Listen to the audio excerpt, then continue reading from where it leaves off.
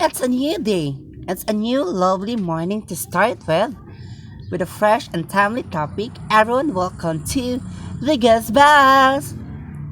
And for today, let's talk about learners.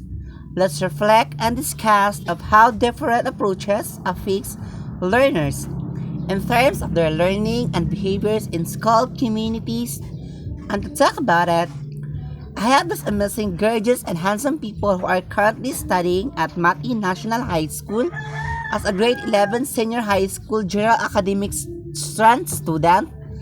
They are future educators. Please help me welcome Rexel Helena Pahi Garcia,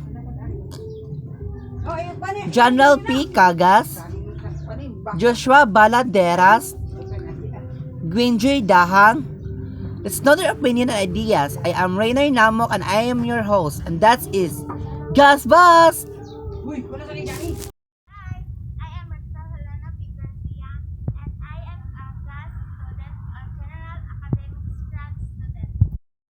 Hi, I'm General Pigagas. I'm General Academic Strand student. I'm Joshua Valladares, a general academic strand student. Enjoy Dahang. I am student. Hi, future educators! Yes, welcome to our program. This is the Gas Bus, and to start with, you know what, guys? Teaching is a noble profession. We all know that. I think the major process of learning as a learners is somehow in our hands. Therefore, really have to make ourselves ready for it. And as a teacher, we are the maker towards effective learning of our students. I think we are all aware of that. You know what, guys? Schools we differently uses different approaches just to provide effective learning for their students. But many people and experts says that not all approaches applied in schools are effective. In fact, one of the most commonly used approaches is the subject-centered approaches. And my question is, do you consider subject-centered approaches as an effective process of learning towards learners? What is your opinion about that? How about you, Miss Rexel Helena P. Garcia? As far as I know, subject-centered approach is about to depends the content, which the teachers tackles what is in the curriculum. So for me, subject-centered approach is not an effective way of learning because there are different types of learning where the student learn among with the tackles among what is in the curriculum.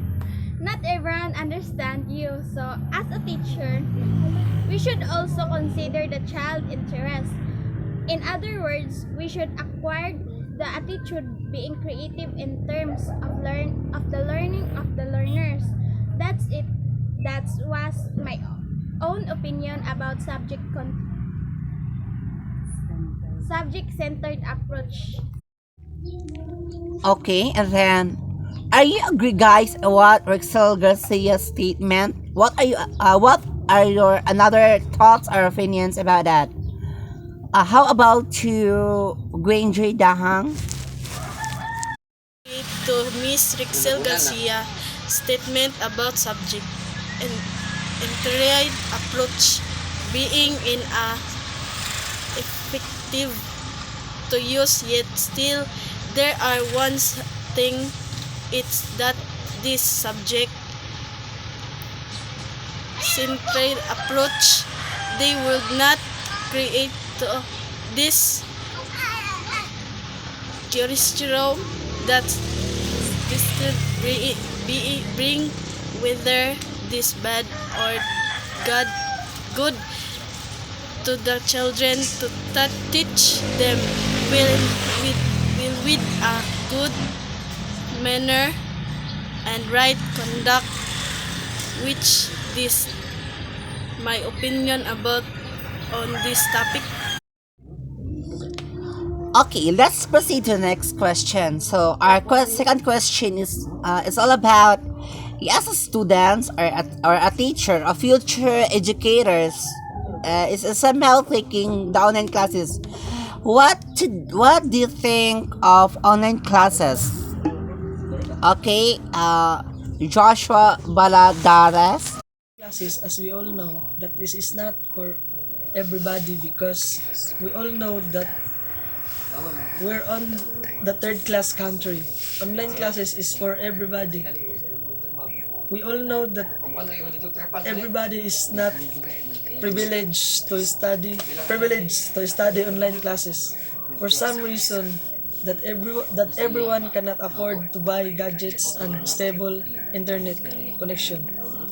For online classes, given that fact we're in the third class country, that our government, especially in Department of Education and Commission and Higher Education, are not ready for this setup. They're making choices that are accessible for every student and teacher for their learner. Okay, anyone would you disagree or agree on what Joshua Baladares says about the online classes? Okay, Mr. General Pahikagas. Online classes are effective considering that's the only way to continue the education during in this pandemic. But it's not effective. It is about the learning of the student. Sure, there may be a modular option if the student doesn't have an access to the internet, but what if the student comprehend and can learn then as fast as the learner?